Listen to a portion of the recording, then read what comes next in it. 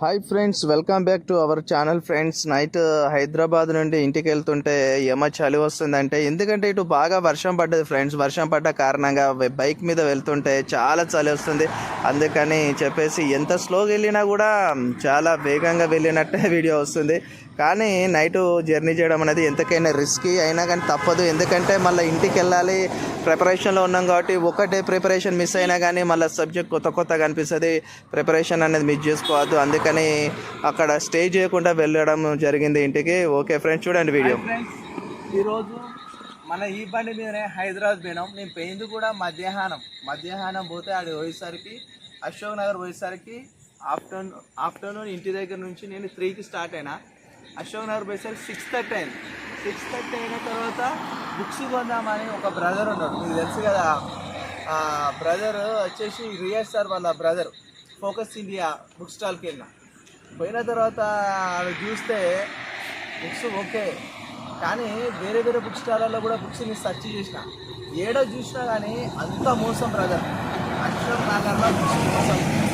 ఎవ్వరు కొత్తగా ఇచ్చి ఎవరైతే యాప్స్ పెట్టుకొని చెప్తున్నారో వాళ్ళ బుక్స్ అన్ని బిగ్ బ్యాంక్లో లెక్కన ఉన్నాయి తప్ప ఎక్కడ కూడా మంచి బుక్స్ అయితే లేదంటే. మనం మంచి బుక్స్ కొనాలన్నా కూడా మార్కెట్లో ఏం లేదు, సొంత నోట్స్ తయారు చేసుకుంటారని తెలుగు అకాడమీ అనుకుంటారు. కానీ తెలుగు అకాడమీ కూడా బుక్స్ పనికిరావని చెప్పేసి నిన్నటి రోజున మనకు టీజీపీఎస్ఏ హైకోర్టుకి ఒక అఫిడవిట్లో చెప్పింది. సో అంటే ఏది చదవాలి ఏది చదవద్దు అనేది కూడా మనకు తెలియదు. అంత పరిస్థితి దారుణంగా ఉన్నది. ఇదే మన బైక్ మీద, ఈ బైక్ మీద వెళ్ళినాం.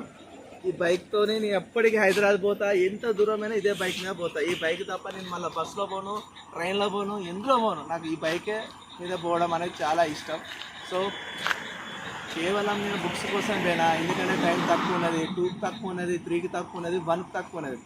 1 కంటే ఓకే మనము స్క్రిప్ట్లో రాసుకుంటాం, కానీ 1 అంటే మొత్తం డిస్క్రిప్షన్ మెథడ్. కానీ 2, 3 కొంచెం బెటర్గా చదువుదాము అని చెప్పేసి అనుకొని వెళ్తే మొత్తానికి అయితే బుక్స్ ఎక్కడ కూడా అశోక్ నగర్లో కూడా బుక్స్ లేవు. కోచింగ్ సెంటర్లో దాని దగ్గర సూపర్గా నడుస్తుంది. బుక్ స్టాల్ వాళ్ళు కూడా బుక్స్ తయారు చేసి అమ్ముతున్నారండి ఈ మధ్యలో. నాకు నవ్వొచ్చిందంటే వాళ్ళు ఒక ఫ్యాకల్టీ కాదు, ఏది కాదు, కేవలం వాళ్ళు బుక్స్ అమ్మి అసలు బుక్స్ ట్రెండ్ ఎట్లున్నది. మనం కూడా ఉన్నవాటిని అంతా మిక్స్డ్ కొట్టి పడేస్తే నడుస్తుంది వ్యవస్థ అని చెప్పేసి అట్లా అమ్ముకుంటారు. కానీ ఎక్కడ చూసినా కానీ ఏదో చూసినా కానీ మొత్తానికైతే అంతా మోసం. కాంపిటేటివ్ ఎగ్జామ్స్లో నిరుద్యోగుల యొక్క ఆశను పెట్టుబడిగా పెట్టి మోసం చేస్తాను. ఏది చూసినా కూడా మీరు కూడా నమ్మకాన్ని. మీరు ఏ బుక్స్ అయితే చదువుతారో అదే 1-10 సార్లు చదివితే మీకు క్లియర్గా సబ్జెక్ట్ వస్తుంది. మీ అందరూ హ్యాపీగా కొట్టచ్చు. ఓకే, డిఈసీలో 1:3 సెలెక్ట్ అయినా ఎస్ఏ సబ్జెక్టు వాళ్ళు, స్కూల్ అసిస్టెంట్ వాళ్ళు, హెచ్జిటి వాళ్ళు, స్పెషల్ ఎడ్యుకేషన్ వాళ్ళు ఎవరున్నా వాళ్ళందరికీ కంగ్రాచులేషన్ చెప్తున్నా. 3 రోజులల్లో 2 రోజులల్లో స్పెషల్ ఎడ్యుకేషన్ సంబంధించిన లిస్ట్ అంతా 1:3 లిస్ట్ అంతా మీ జిల్లా వెబ్సైట్లో పెడతారు. మీరు హ్యాపీగా తీసుకొని డౌన్లోడ్ చేసుకొని మీరు వెళ్ళి 1:3 వెళ్ళి మీ యొక్క సర్టిఫికేట్ వెరిఫికేషన్లో పాల్గొనండి. అందరూ కామెంట్ చేస్తున్నారు ఎప్పుడన్నా ప్లీజ్ అని. 2 డేస్లలో మీ అందరికి కూడా 1:3 మెరిట్ లిస్టు మెసేజ్లు వస్తాయి. దాన్ని బట్టి ఫాలో అవ్వండి. ఓకే బ్రదర్స్, జర్నీ చేసి అలసిపోయినాను. ఇంకా 20-25 కిలోమీటర్స్ దూరాన్ని ఉన్నాను నేను మా హోమ్కి. ఇక వెళ్తాను, కొంచెం రెస్ట్ తీసుకుందాం. బండి ఆపినాను, ఆ బండి ఆపి వీడియో షూట్ చేస్తున్నాను. Okay, thank you so much my dear friends. Video చూసిన వాళ్ళు లైక్ చేయండి, కామెంట్ చేయండి, సబ్స్క్రైబ్ చేసుకోవడం మాత్రం మర్చిపోకండి. All the best. అందరూ మంచిగా మళ్ళీ ప్రిపేర్ అవ్వండి.